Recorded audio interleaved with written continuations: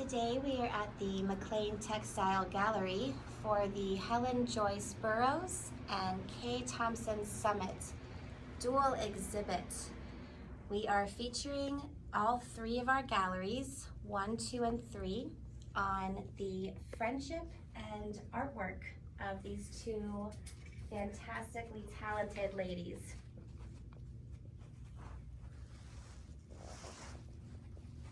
And here they are now. Thank you so much for being here. This is Helen, Joyce Burroughs, Hello. and Thompson Summitt. And tell us about your extraordinary, obviously years of friendship, but now this wonderful journey of celebrating your artwork. Well, Kay and I met about 45 years ago. We were both in international trade in the U.S. government. And when I retired, I decided I wanted to I have an international art collection of my own, and so I decided that I wanted to start doing my art. So one thing I did after I retired, Kay and I went to France and we took a silk embroidery class from one of the British specialists, and then we also went to New Mexico with Judith Baker Montano. And I made these crazy quilt pieces, and I decided to incorporate them into a piece of artwork. So I've combined the crazy quilts, pattern recently that I bought on the Volga River in Russia in one of their specialty shops. And my goal after doing enough embroidery was that I wanted to learn to do my own design, so I went into painting and did a lot of landscapes, abstracts, and various floral combinations. And then I started to add fabric to my acrylic paints. And this is an example of my very first piece that I added fabric. I have cotton, and I have the silk cocoon, and some velvet in here, and this was my first attempt at adding textiles. And then when I decided to add embroidery,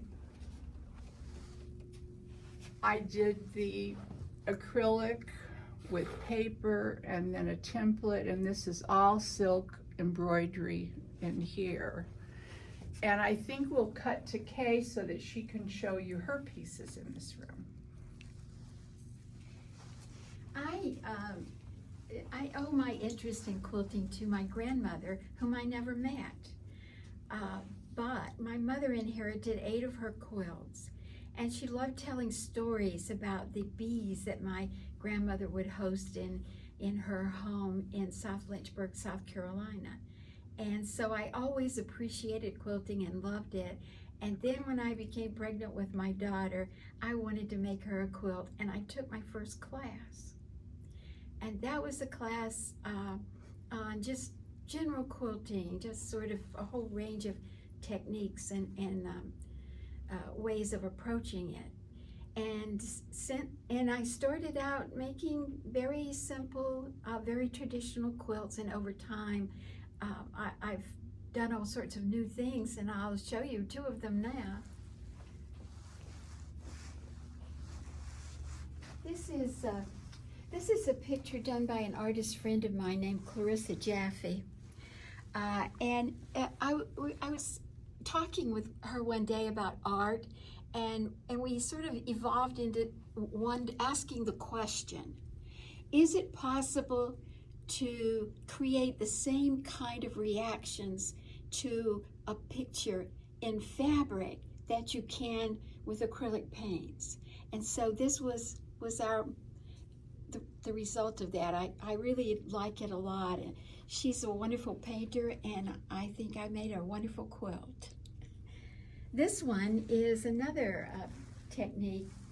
My son-in-law visited Scotland and took this picture of a loch there, and I from his photograph, I made a pattern from his photograph, and made a quilt from that.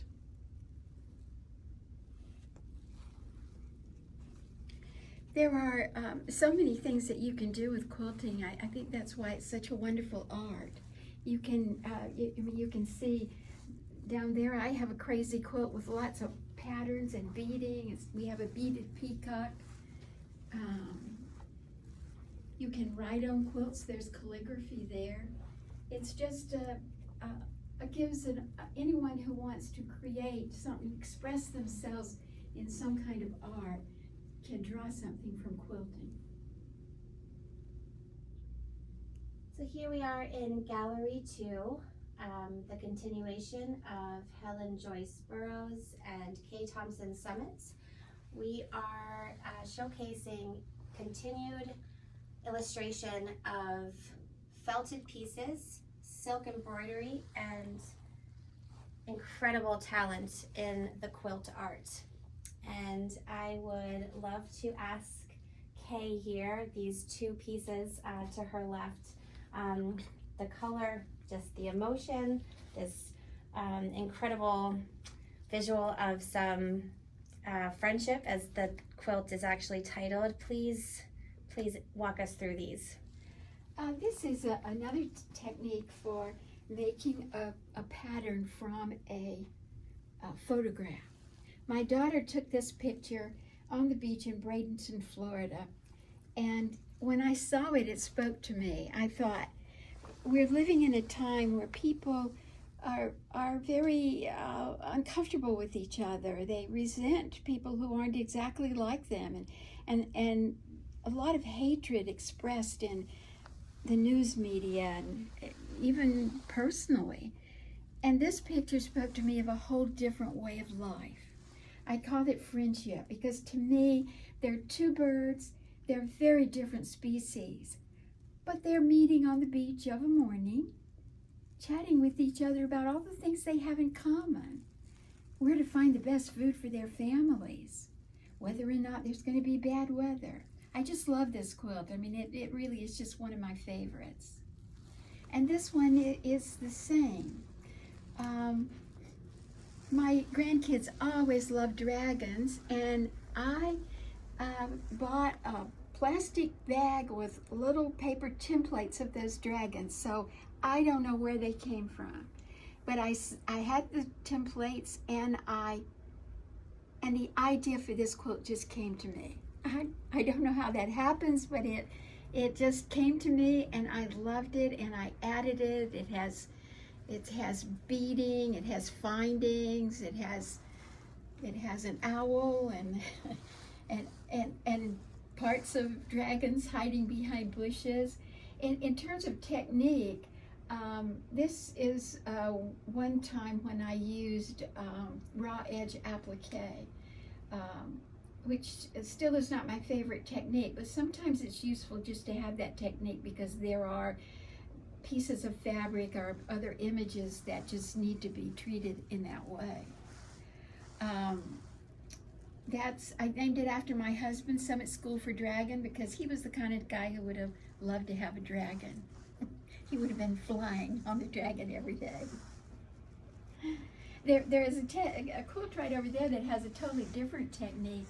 It's called kinetic quilting, and that simply means that you have a piece of the quilt that turns, it rotates, and if it's in front of a vent and they're rotating, it creates a very interesting design. This is the type of thing that the traditional silk ribbon embroiderers do, and that we're doing in France. And I love the feel of silk. It's very soft and sexy. But the thing I found with doing strictly silk ribbon embroidery is that you're always following someone else's pattern. And I wanted to instill my own personality and design into my work. So instead of continuing with that, as I mentioned earlier, I started painting. And then I went into combining the painting with the silk ribbon embroidery. This one I did on gessoed canvas, which was much more challenging to do than raw canvas. This piece is done on raw canvas so that I can actually get the needle through to do the embroidery so that you have a better feel for doing the embroidery. And it's fun to try different techniques, and this one, painting over here, will show you how I've used more silk. Each one of these flowers is silk, and I've used some cashmere thread in here. But so many of the pieces have the feeling that you're instilling at the time that you're working on them and the emotion. The piece over here I had a lot of fun doing because this was a 19th century Italian altar cloth that was gifted to me that I took apart to make a design. And because it's a very subtle pattern and an ecru color, I put a very subtle color of silk embroidery in here to bring out the design of the crochet. This is all a crochet piece that I have incorporated into one of my paintings. From there, I went into doing silk, different kinds of roving, and you'll have to come to the show to see all the different techniques. I've done wet felting, dry felting, and I also have been experimenting with a technique that we'll show you in the other room, which is dry felting with using a quilting medium that quilters use in their work. But each piece has a different feeling. The designs are embedded into the wool, like this one. Everything you see here, I have embedded into the wool to make this piece of fabric. So basically, the only embellishment here is the butterfly. So we'll show you the other experiment in the next room. I mentioned I started out with silk embroidery and transitioned to acrylics and oil, and now I have come back using my acrylics, combining it with the embroidery. Then I have been experimenting with the different kinds of felting, the wet felting and the dry felting. This is a piece that I have put together that really is not felted, but I have put the design together using a quilting medium, actually. So it was was a very slow but very fun process to do something like this. The reason I tried it, I love the wet felting, particularly when I can enhance it with the embroidery. But I love it before I wet felt it because it has a fluffier look that gives the piece more dimension to me, which is what I like about it. And I'll quickly show you a couple of different things to show you what I mean. This is when I use the wet felting so that the substrate, the back, is very flat, and then I enhance it with the embellishments. This is where I have not used the wet felting, and you can see the difference of how fluffy this is. So it gives you an idea of the different techniques, and these are some I've done with fabric, and I hope you'll join us during the show and you can experience the different techniques yourself. Thank you so much, Helen. And finally, we're joined again by Thompson Summitt. This is an example of some pretty exquisite work, a needle turn applique, just to name one mention of just how impressed I am. But please, Kay, what can you tell us about some of these pieces in this room? I am predominantly a needle turn appliquer.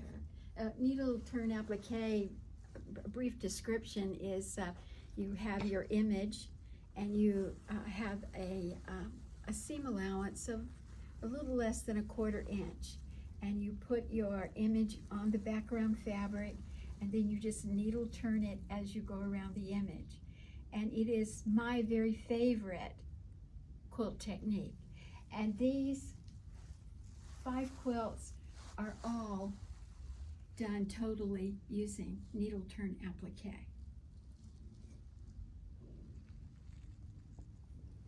This quilt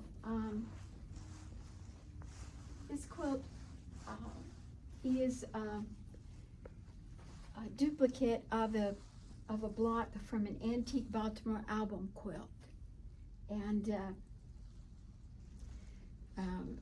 Ellie Sienkiewicz, who is responsible for researching the Baltimore album quilts and really making them famous again, taught that class. I took it from her. You can see there's a little bit of use of pastel sticks, and Ellie, being the lovely person that she is,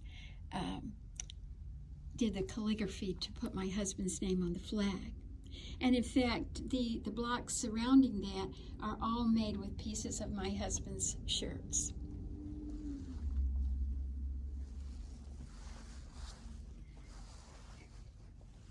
This is just another example of needle turn applique, celebrating flowers and the bird, and just, it's a happy quilt. I like it a lot. It gives me joy when I look at it.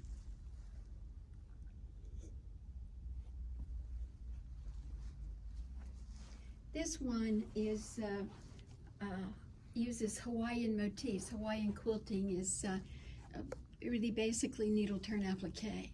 Each one of those is turned under using the technique that I described. And this last one is a reproduction of an antique quilt that some friends of mine reproduced the pattern from the quilt. I love Baltimore album quilts, and I enjoy reproducing antique quilts and really thinking about what the original designer of the quilt was thinking about. It adds a lot to the process of creating something that one hopes people will think is beautiful.